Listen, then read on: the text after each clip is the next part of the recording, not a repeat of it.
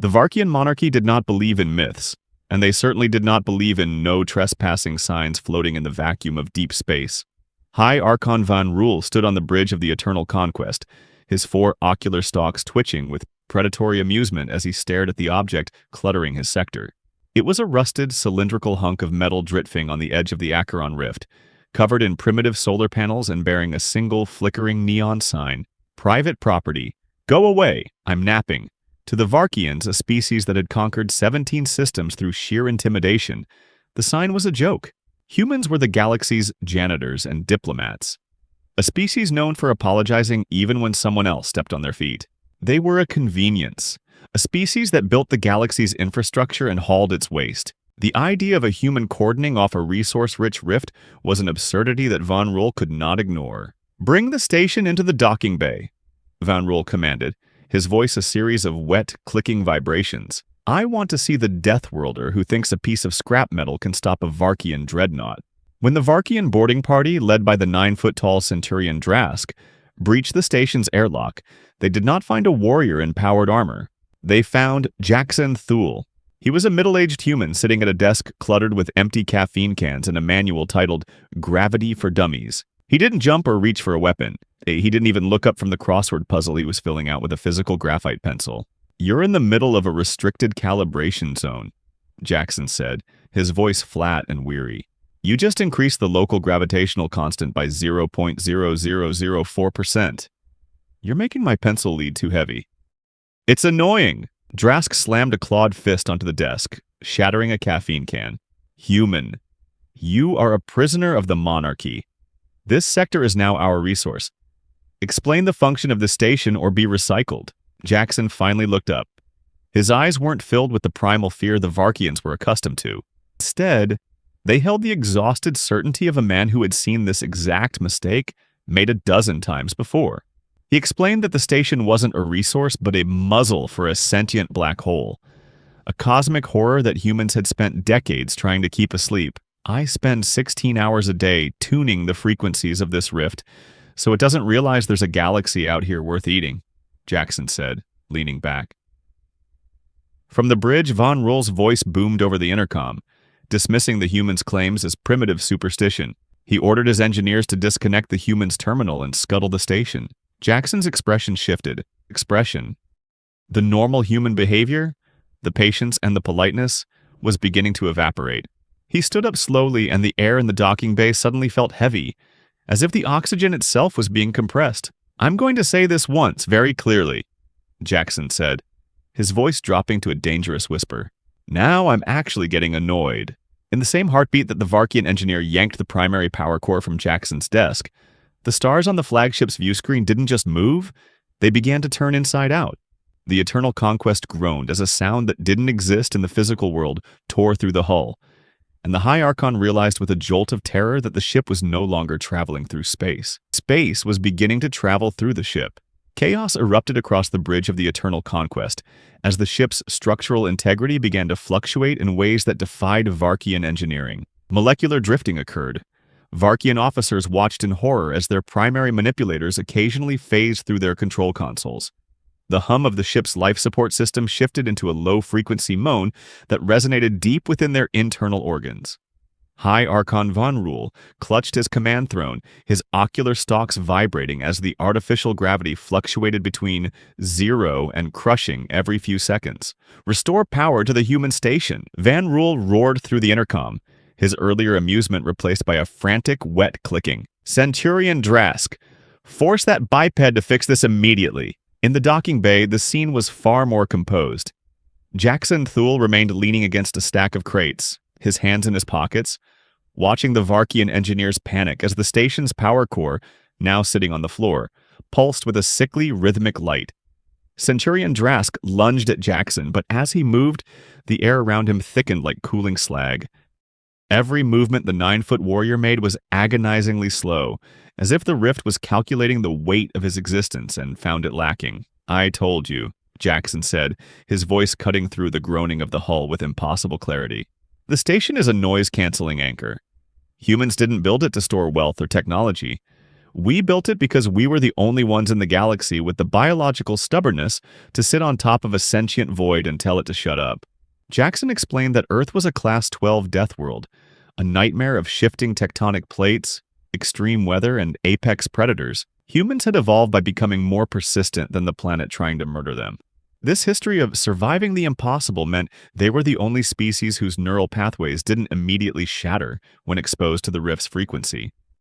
To the Varkians, the rift was a god. To Jaxen, it was just another loud, annoying neighbor that needed a muzzle. That power core isn't a battery, Jaxen continued, glancing at the Varkian engineer who was currently trying to reinsert the core with a mechanical crane. It's a rhythmic pulse generator. It mimics a human heartbeat. The rift recognizes that sound as the only thing it can't consume, so it stays dormant. You didn't just steal a power source. You stopped the only thing telling the Acheron rift that this sector isn't an all-you-can-eat buffet. High-Archon Van-Rul's face appeared on a nearby monitor, his features contorted in the Varkian equivalent of a terrified snarl. We will reinsert the core. We do not need a biped's permission to restore order. You can't, Jaxen replied, his tone shifting from weary to cold. The calibration sequence is biological. It requires a specific organic rhythm to sync back up. If you try to force it with a machine, you're just ringing the dinner bell. Ignoring the warning, the Varkian crane slammed the core back into the station's housing. For a second, the ship went silent. Then, the view screen on the bridge didn't show the starfield anymore. It showed a massive, unblinking eye made of dying nebulas, focusing directly on the eternal conquest. Jaxen Thul sighed, the sound echoing through the ship's communication array. He didn't look at the monitor. He looked at Centurion Drask, who was now trembling so hard his scales were rattling. That was Stage 2, Jaxen whispered, his voice vibrating with an ancient predatory authority. Stage 3 is when I stopped trying to save you. And I think we just skipped straight to Stage 4. The High-Archon screamed as the bridge's floor suddenly became as soft as liquid, and the human specialist in the docking bay began to walk toward the exit, his footsteps the only solid thing left in a ship that was rapidly becoming a memory. The Eternal Conquest began to experience a phenomenon that Varkian science considered a theoretical nightmare. The ship was forgetting how to be solid. On the bridge, High-Archon Van-Rul watched in paralyzed horror as the obsidian-plated walls of his command center began to ripple like the surface of a disturbed pond. Energy ceased to follow the laws of thermodynamics. The light from the consoles didn't illuminate the room but seemed to leak onto the floor in stagnant, glowing puddles. Varkian officers, beings who had evolved on worlds of rigid social structures and unyielding rock, began to lose their physical consistency, their forms flickering into unsolidified thought patterns that the ship's sensors could no longer track. In the docking bay, the scream arrived, not as a sound but as a conceptual breakdown of reality. The rift had realized the muzzle was off, and it was now convincing the atoms of the Eternal Conquest that they no longer wanted to maintain molecular bonds. Centurion Drask, the 9-foot-tall symbol of Varkian might, was pinned against a bulkhead that was slowly turning into a mist of white moths. He looked at Jaxen Thul, expecting the human to be suffering the same existential dissolution. But Jaxen was standing perfectly still, seemingly untouched by the unmaking of reality. His coffee mug, though empty, remained solid in his hand. He looked at Drask with an expression of weary, clinical detachment. The look of a teacher watching a student fail a test they were explicitly warned about. This is the scream. It's what happens when you remove the only thing in this sector that understands how to stay solid when the universe is throwing a tantrum, Jaxen said, his voice cutting through the localized breakdown of physics with impossible stability. You think humans are weak because we negotiate. You think we're soft because we value peace. But we're not peaceful, we're just controlled. We evolved on a Class 12 death world where even the geometry of the terrain was designed to cause trauma. We've been practicing existence in hostile environments for far longer than you've had warp drive. Jaxen stepped toward the terrified Centurion, his footsteps sounding like heavy hammers against a floor that was rapidly becoming a quantum probability. He entered what he called Stage 2, the polite warning. I'm going to give you one chance to fix this before the rift decides your entire fleet is just a collection of interesting flavors, Jaxen stated, his voice devoid of anger but heavy with the weight of exhausted certainty. Humans are apex predators who chose to have table manners because the alternative was extinction. either ours or everyone else's. We smile because we're happy, not because we don't have teeth. And right now, my teeth are very close to your throat. He pointed toward the power core, which was now vibrating at a frequency that made the Varkian armor of the engineers begin to flake away like dead skin. Resync the core. Don't use the crane. Use your hands. The rift needs to feel the biological resistance of a living being to recognize the anchor, Jaxen ordered. If you don't, this ship will become a frozen monument to hubris, and your homeworld will be nothing more than a cautionary tale for the next species that thinks a human is just a specialist. As the Centurions struggled to move through the thickening air, the view screen on the bridge flickered one last time, showing not the Acheron rift, but thousands of smaller skittering entities, the static, beginning to phase through the outer hull. The Varkians weren't just losing their ship. They were being hunted by the very nightmares the humans had been keeping locked away for millennia. Inside the crumbling interrogation chamber of the Eternal Conquest, High-Archon Van-Rul attempted to exert the only authority he had left, the threat of pain. The Varkians had long believed that any species with a nervous system could be broken, and as the static, the phasing entities from the rift, clawed at the outer bulkheads, Van-Rul ordered his remaining guards to subject Jaxen Thul to a localized neurosynapse overload. To a Varkian, this was the ultimate tool of compliance, designed to simulate the agony of being unmade. Jaxen, however, did not scream. He didn't even flinch. He simply sat in the shimmering, semi-liquid chair, watching the energy arcs dance across his skin with the same clinical boredom he'd shown while doing his crossword puzzle. "Is that it?" Jaxen asked, his voice steady, even as the neuroshocks pulsed through his frame. "I've had spicy food in a Montana dive bar that was more distressing than this." Van-Rul's ocular stalks twisted in disbelief as he realized the human was literally bored by their interrogation. He demanded to know the reactivation codes for the station's anchor, but Jaxen only tilted his head, his eyes reflecting the chaotic, violet light of the failing ship. "You don't understand human biology, do you?" Jaxen said, leaning forward despite the restraints. "We evolved on a Class 12 Deathworld, a planet where the gravity, the weather, and the microbial life are all actively trying to murder you every single day. Our ancestors survived ice ages, supervolcanoes, and predators that hunted in packs. We are built for trauma. Our nervous systems are calibrated to ignore noise if it doesn't immediately result in death." Jaxen explained that for a human, pain wasn't a command to obey, it was just data. He watched the Varkian High-Archon, noting the tells of a species that had lived too long on gentle worlds with abundant resources. Van-Rul was sweating, his scales changing color in a frantic rhythm of terror, a biological giveaway that he had already lost control of the situation. "You're looking for a code, but there isn't one," Jaxen continued, his voice dropping to that dangerous Stage 4 whisper. "The anchor responds to intent, not syntax. It needs to see a species that is willing to endure the scream without breaking. We humans call it grit, and it's the only reason we weren't wiped out by the first shadow predator to crawl out of our oceans." Outside the chamber, the static finally breached the inner hull, their forms flickering like corrupted data as they began to feed on the ship's artificial consciousness. The Varkian guards abandoned their posts, their professional discipline crumbling as they realized they were being hunted by something that existed partially outside normal space-time.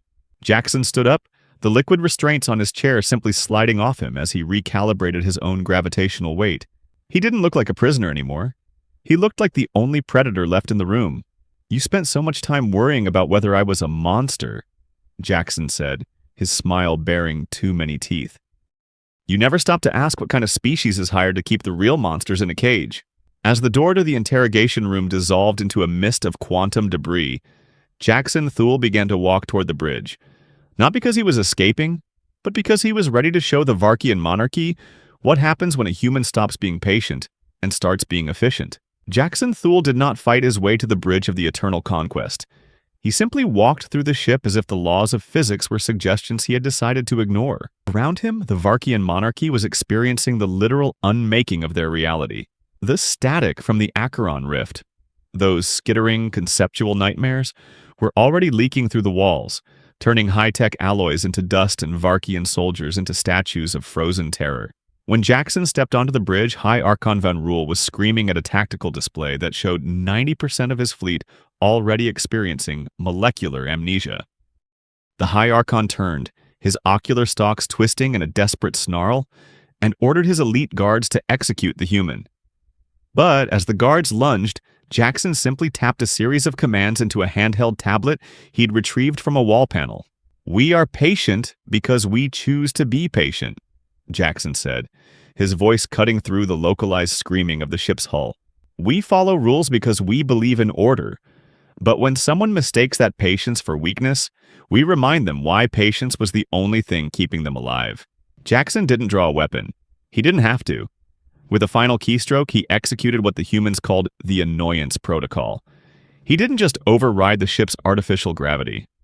He recalculated the gravitational constant within the bridge's specific coordinates. In an instant, the Varkian guards in the High-Archon were slammed upward, pinned to the ceiling by a force that felt like the weight of a dying star. "Now I'm actually getting annoyed," Jaxen whispered, the words carrying a weight that made the Varkian scales rattle with existential dread. As Van-Rul dangled helplessly from the ceiling, his organs compressing under the artificial load, Jaxen pulled up a chair and sat down at the High-Archon's own command console. He explained that humanity hadn't spent the last century being janitors because they lacked ambition. They had been mapping the biological and tactical weaknesses of every species in the monarchy. They knew that Varkian doctrine relied on overwhelming frontal assaults and intimidation, making them utterly predictable to a species that had survived 10,000 years of warfare against itself. "You think you're predators because you have ships and armor," Jaxen said, watching the static begin to phase through the bridge's heavy blast doors. "But humans are the apex predators of a world that tried to kill us every single day. We don't want war because war is messy and expensive, but we are very good at it." Jaxen revealed that Earth's diplomats were just the ones with the best table manners, and that the specialists like him were the ones who had made deals with the monsters in the dark. He wasn't just there to watch a black hole. He was the only thing that knew how to accounting the Void Eater's hunger. "The static isn't just a byproduct of the rift," Jaxen continued, leaning back as the bridge's lights began to pulse in a rhythmic, human heartbeat. "It's a hunter. And you just rang the dinner bell with your own arrogance." The blast doors finally dissolved into a mist of quantum probability. The first of the Void Eaters, a thing with too many limbs and no face, stepped onto the bridge. It ignored Jaxen, sensing the human rhythm as part of the environment, and turned its unholy attention toward the High-Archon, pinned to the ceiling. Jaxen checked his watch and stood up. He had 10 minutes before the Eternal Conquest ceased to exist as a conceptual entity. He looked at Van-Rul, who was now begging in a language that didn't have words for the horror he was seeing. "I'm going to make a phone call," Jaxen said, echoing a warning from a different time and place. "And if you're lucky, the person on the other end will be even more patient than I am. But I wouldn't bet on it."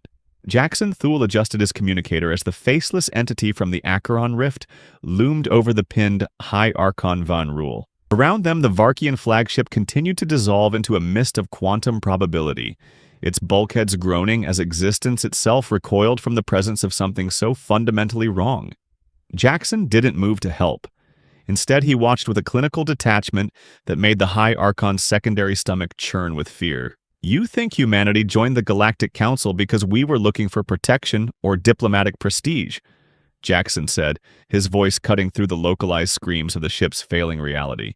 "But the truth is, we joined because we were the only ones who could survive the static at the edge of the galaxy without losing our minds. For decades, the Varkian Monarchy had dismissed humans as a harmless species of janitors and diplomats, assuming their willingness to help was a sign of military weakness. They had never stopped to ask what kind of world produces a species that smiles when it's happy and bares its teeth when it's meeting your offspring. Jaxen revealed that humanity's homeworld, Earth, is a Class 12 Deathworld where literally everything, the gravity, the weather, and the biology, is designed specifically to cause maximum trauma. On a planet where a simple scratch could lead to death and the atmosphere regularly tried to murder the inhabitants, humans became the apex predators. They didn't achieve this through size or natural weapons, but through terrifying persistence and a stubborn refusal to die, even when the planet itself tried to erase them. "We've been practicing violence for far longer than we've been practicing diplomacy," Jaxen whispered, his expression hardening like compressed neutronium. "We didn't evolve past aggression. We just learned to control it and save it for when it was actually necessary." He explained that humans were the Council's apex shadow, sitting in the back row specifically because it provided the best perspective to see the threats that more arrogant species ignored.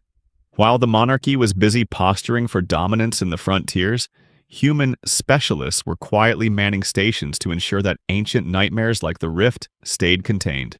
Peace is a choice that only works when everyone chooses it, Jaxen said, as the communicator chirped with a response from the void. But when you decide that violence is the answer, you'd better have a response ready, or you become a victim instead of a participant. He informed the High-Archon that the Terran Defense Force didn't just build ships for show. They had been preparing for the possibility that the galaxy might try to exterminate them, since the first moment they realized they weren't alone in the universe. The Void Eater paused, sensing a new, massive energy signature dropping out of faster-than-light travel just outside the flagship's hull. It wasn't the Varkian reinforcements Van-Rul had hoped for. It was a human battlecruiser uncloaking directly in front of the bridge. Its weapon locks painted every Varkian ship in the sector, and Jaxen's communicator broadcasted a single terrifying order that signaled the end of the monarchy's arrogance. Begin the Reclamation, the human battlecruiser. Relentless did not arrive with the chaotic fire of a conquering army. It arrived with the cold, geometric precision of a mathematical equation being solved. It was 3 kilometers of jagged, matte black carbon nanotube plating, designed not to reflect light but to swallow it. As it hung in the space previously occupied by the Varkian fleet, the remaining monarchy ships looked like children's toys scattered across a dark floor. High-Archon Van-Rul, still pinned to the ceiling of his own bridge by Jaxen's gravitational manipulation, watched the tactical feed with a mounting sense of hysteria. His scanners were reporting that the human ship didn't technically exist in 3-dimensional space. Every time his automated defense turrets tried to lock onto the Relentless, the targeting computers reset, unable to reconcile the ship's existence with the laws of physics. You're trying to use Euclidean geometry to fight a species that lives on a planet where the terrain changes its mind every 10,000 years, Jaxen said, tapping his tablet to finally release the High-Archon. Van-Rul collapsed onto the shifting, liquid floor with a wet thud, his dignity as shattered as his fleet. Jaxen walked to the main observation port. Outside the static, the swarm of conceptual predators from the Acheron rift had stopped feeding on the Varkian ships. They were circling, their forms flickering in and out of reality, sensing the massive presence of the Relentless. The human ship was broadcasting a signal that Jaxen recognized immediately. The Quiet Protocol. It was a low-frequency vibration that mimicked the tectonic groans of Earth's crust. To the Void Eaters, it was the sound of a larger, more territorial predator claiming the kill. "My government isn't interested in your systems, Van-Rul," Jaxen said, without turning around. "We have enough problems keeping our own oceans from boiling and our continents from drifting into each other. But you opened the door. You broke the muzzle. And now the static has caught the scent of your homeworld, Arrakis Prime." The High-Archon's ocular stalks went limp. Arrakis Prime was the jewel of the monarchy, a world of glass cities and ancient libraries. It was also completely undefended against a threat that could phase through matter. If the static reached the capital, the Varkian species would be erased, not just from space, but from the memory of the universe itself. "Please," Van-Rul whispered. The arrogance finally burned out of him. "You have the technology. You have the ships. Stop them." Jaxen turned, his expression devoid of pity. "We're not the galaxy's police force. We're the ones who were hired to keep the gate closed. You fired the gatekeeper. Now the cost of reclosing that gate has gone up significantly." On the bridge's communication screen, the face of Admiral Marcus Webb appeared. He looked exactly like Jaxen, tired, professional, and wearing a uniform that looked more like an accountant's suit than a military garment.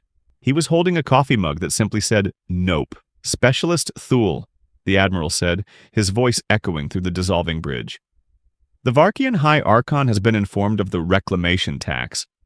If they agree to the complete demilitarization of the Acheron sector and the permanent handover of all Rift monitoring stations to Terran control, we will begin the clearance." Van-Rul looked at Jaxen, then at the nightmare creatures outside his window, and finally at the human ship that seemed to be holding the entire universe together by sheer force of will. He nodded, a slow, defeated gesture. "We agree," Van-Rul croaked. Jaxen tapped his tablet one last time. "Good choice. Now watch what happens when humans stop being diplomats and start being pest control. The Relentless didn't fire its lasers. Instead, the entire ship began to glow with a blinding, white-hot intensity. A conceptual shockwave rippled outward, a wall of pure, solidified reality that hit the static like a physical hammer. The entities didn't just die. They were forced back into the rift, their very existence rejected by the overwhelming human constant being projected from the cruiser's core. But as the static retreated, Jaxen noticed something on his tablet that made his heart skip a beat. The rift wasn't just closing, it was reacting. Something much larger than the static was pushing back from the other side, and the Relentless was starting to vibrate in a way that suggested even human mathematics had its limits. The bridge of the Eternal Conquest didn't just vibrate, it hummed with a frequency that threatened to turn bone to powder. Outside, the Acheron rift was no longer a silent void. It had become a churning, iridescent maw, and from its depths, something colossal was reaching out. Not a physical hand, but a conceptual weight that felt like the combined grief of a billion dying stars. The static had been the scouts. This was the source. Admiral Webb's face on the screen remained unnervingly calm, even as the sensors of the Relentless began to spark. Specialist Thul, the Admiral said, the Rift Heart is rejecting the local reality. It's trying to overwrite the sector with its own physics. We're going to need a hard sync. Are you ready? Jaxen Thul didn't hesitate. He walked back to the center of the Varkian bridge where the liquid floor had stabilized under the pressure of the human cruiser's presence. He looked at High-Archon Van-Rul, who was huddled on the floor, a broken shadow of the conqueror he had been an hour ago. You wanted to know what this station was for, Jaxen said, his voice quiet but carrying over the roar of the collapsing universe. It wasn't just to keep the rift asleep. It was to act as a tuning fork. Humans are the only species whose brain chemistry can handle the white noise of the void, because our world never gave us a moment of silence. We are the universal constant. Jaxen placed his hand on the Varkian command console, which had been slaved to the Relentless. He closed his eyes. To the Varkians watching, it looked like a simple gesture. To the Rift, it was a declaration. Jaxen began to project the human rhythm, the memory of a species that had survived the crushing depths of Earth's oceans, the thin air of its highest peaks, and the relentless violence of its own history. He didn't fight the rift, he simply outstubborned it. He projected the sheer, mundane persistence of a man who just wanted to finish his crossword puzzle and drink his coffee. He projected the annoyance of a species that had better things to do than be erased by a cosmic anomaly. The effect was instantaneous. The iridescent maw of the rift didn't explode, it simply blinked, as if confused by the sudden presence of something so fundamentally unyielding. The conceptual weight lifted. The stars outside the viewscreen snapped back into their proper places, no longer turning inside out but shining with the cold, steady light of a reality that had been reaffirmed. The Relentless ceased its glow. The Eternal Conquest stopped groaning. The silence that followed was the heaviest thing the Varkians had ever experienced. Calibration complete, Jaxen said, exhaling a breath he seemed to have been holding for centuries. He turned back to his tablet, checking the readouts. The rift is back in its box. The muzzle is locked. And the Varkian Monarchy is officially out of the empire-building business. Admiral Webb nodded on the screen. We'll send over a reclamation team to pick you up, Jaxen. And we'll bring a fresh pot of coffee. The good stuff. Make it a double, Jaxen replied. As the human shuttle approached, Jaxen looked at Van-Rul one last time. The High-Archon was staring at the space where his fleet used to be. Only a dozen Varkian ships remained, their hulls scarred and their crews catatonic. They hadn't been conquered by a superior military. They had been dismantled by a species that treated cosmic horror as a maintenance issue. You'll be allowed to stay in this sector, Jaxen said, under one condition. You are now the assistant gatekeepers. You will maintain the external sensors and report any fluctuations to Earth. You'll be the janitors now. It's a good job. It keeps you humble. Van-Rul didn't argue. He couldn't. He had seen the apex shadow of humanity, and he knew that if they ever truly stopped being patient, there wouldn't be enough of the galaxy left to bury. Jaxen Thul stepped into the human shuttle, leaving behind the ruins of an empire and a station that once again bore a flickering neon sign. Private property. Go away. I'm napping. The galaxy would eventually forget the Varkian Monarchy, but it would never forget the lesson of the Acheron Rift. Humanity wasn't sitting in the back row of the Galactic Council because they were new or weak. They were sitting there because they were the ones watching the door, making sure the rest of the universe didn't accidentally let in something they weren't prepared to handle. Because when a human tells you they're getting annoyed, they aren't threatening you. They're giving you the only warning you're ever going to get before reality itself decides to side with the humans.